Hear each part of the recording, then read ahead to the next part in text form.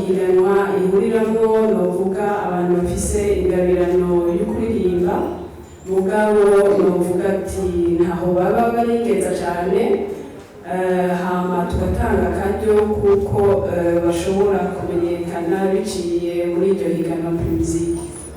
Iryo higanwa naryo riba ku rwego rw'igihugu cyose, tugaca mu ntara zose tugashobora gutora barushije abandi, hama tukagenda tugira uko nyene mu ntara zose ko ari 18.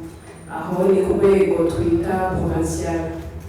Tugaca tugenda ku rundi rwego rwitwa regional, aho naho duca dusigarana novuga abantu bahiganwa 12. Inyuma yaho turabashira ahantu mu nzu bigira bagashobora kubimenyereza, tubahaye ubigisha bagashobora gutera imbere muri uwo mwuga ubuhinga bwo kuririmba. Hama hacaba igice cya kabiri, hanyuma hakaba finale. Urwo rugendo kugira tugende turyohera abenegihugu mu ntara zose, tuba dufise abantu baduherekeje, abantu basanzwe bageze ku rwego novuga ruteye imbere b'aba-artiste bagenda bararirimba baherekeza kugira by'ukuri iyo Primusike igira ingufu.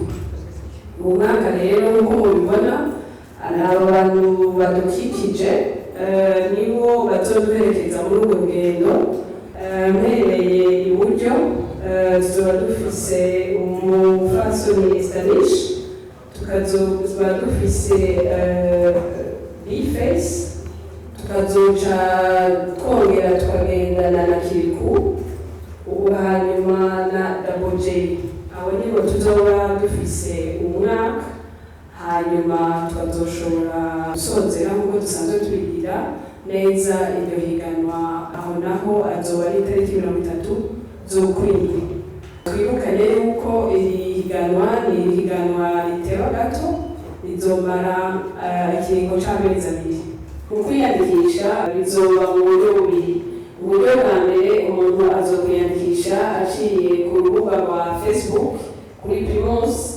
Aho abigeze ngaho niho hari ahantu nova form, ahantu ashobora kwiyandikisha. Ubwo buryo nabwo ni online.